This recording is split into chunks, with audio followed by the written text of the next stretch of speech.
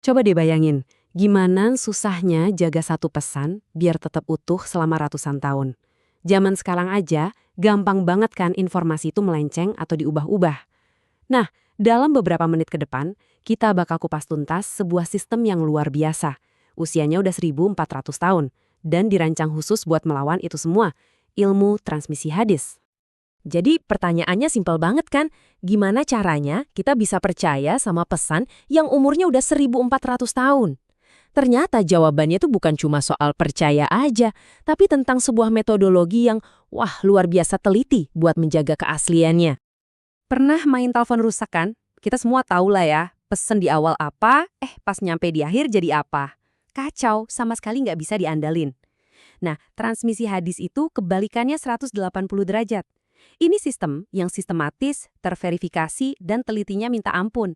Emang dirancang buat ngelawan distorsi informasi kayak gitu. Oke, kita mulai dari akarnya dulu ya, fondasi kepercayaan. Karena gini, untuk bangun sistem sekuat ini, semuanya harus benar dari hari pertama. Tujuannya itu bukan cuma sekedar ingat, tapi benar-benar ingatan yang sempurna. Akurasi itu segalanya, dan itu harus dimulai langsung dari sumbernya. Dan fondasi ini ternyata dimulai dari Nabi Muhammad sendiri. Menurut kesaksian Aisyah, cara beliau bicara itu jelas banget dan terukur. Saking jelasnya seolah-olah setiap katanya tuh bisa dihitung.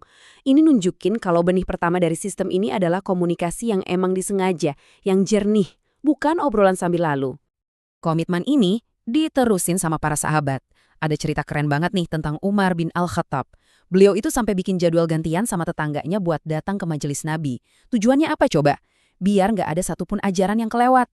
Setiap hari mereka saling lapor, tadi Nabi ngomong apa aja. Ini nunjukin tingkat keseriusan yang, wah, luar biasa. Kalau fondasinya tadi adalah kejelasan dari sumber, nah bangunannya ini adalah rantai kepercayaan. Disinilah letak jeniusnya sistem ini teman-teman. Ini bukan cuma soal kata siapa, tapi tentang setiap mata rantai manusia dalam transmisi ini yang harus dan ini wajib lolos dari serangkaian kriteria yang super ketat. Jadi, ada berapa lapis saringan sih buat tiap orang di rantai ini? Jawabannya 5. Ada 5 syarat utama. Dan ini bukan formalitas doang loh. Anggap aja ini kayak firewall manusia yang dirancang buat nyaring kesalahan, kebohongan, bahkan kelupaan. Yuk kita lihat apa aja 5 pilar ini. Nah, ini dia kelima syaratnya sebuah paket kualifikasi yang lengkap. Yang pertama, tentu aja Islam. Terus harus dewasa dan akalnya sehat. Ini syarat dasar lah ya, biar bisa diandelin. Tapi yang paling krusial itu dua yang terakhir.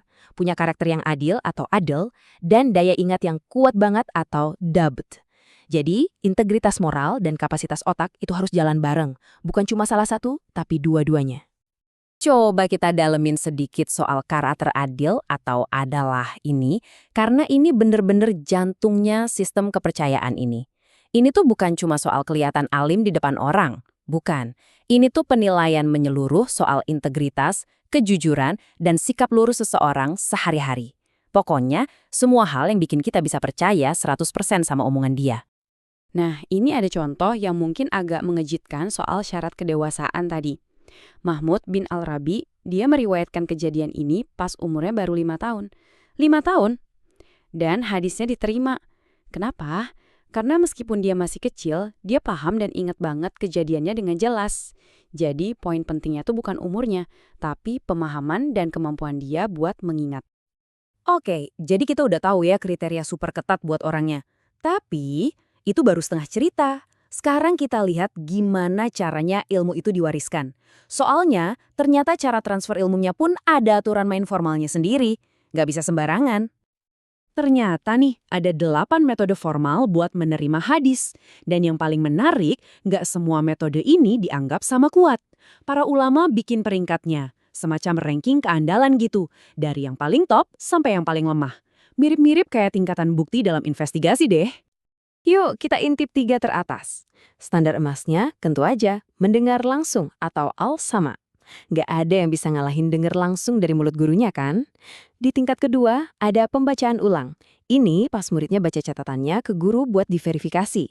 Dan yang ketiga, izin atau al-ijazah, yang bisa kita anggap kayak lisensi akademis formal buat ngajar. Kita bahas lebih dalam dikit ya soal al-ijazah ini. Ini bukan cuma izin lisan biasa kayak oh boleh deh. Bukan. Ini tuh lisensi akademis resmi dari guru ke murid kepercayaannya yang kasih dia wewenang buat nyebarin ilmu atau koleksi hadis tertentu. Mirip kayak profesor yang ngasih izin ke mahasiswanya buat ngutip penelitiannya.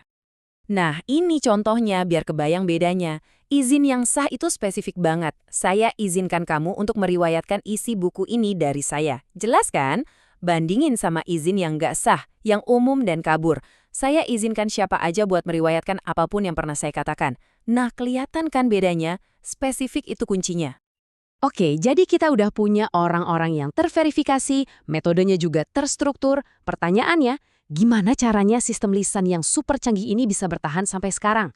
Nah, di bagian terakhir ini kita bakal lihat gimana rantai-rantai manusia ini diabadikan ke dalam buku-buku dan jadi warisan abadi para ulama hadis. Semua kerja keras, semua verifikasi, semua metodologi ketat itu akhirnya muaranya ke satu hal. Lahirnya kitab-kitab koleksi hadis yang gede-gede itu, yang jadi rujukan utama. Inilah puncak dari semua usaha mereka. Bisa dibilang ini semacam database terverifikasi yang ngejaga ilmu ini buat kita semua sampai hari ini. Sekarang kita sampai ke metode terakhir yang unik banget, namanya al-wijadah, atau menemukan. Dulu, ini metode yang langka dan dianggap agak lemah. Jadi ini kejadiannya pas seseorang nemu sebuah hadis di tulisan tangan seorang ulama, tapi dia nggak pernah dengar langsung dari ulama itu. Nah, pertanyaannya sekarang, dari semua metode yang udah kita bahas, kira-kira metode apa sih yang paling umum kita pakai buat mengakses hadis di zaman sekarang? Jawabannya mungkin agak bikin kaget. Ternyata metode yang kita pakai itu yang dulunya dianggap paling langka. Dan salah satu yang terlemah, al-wijadah. Ya, menemukannya di dalam sebuah buku.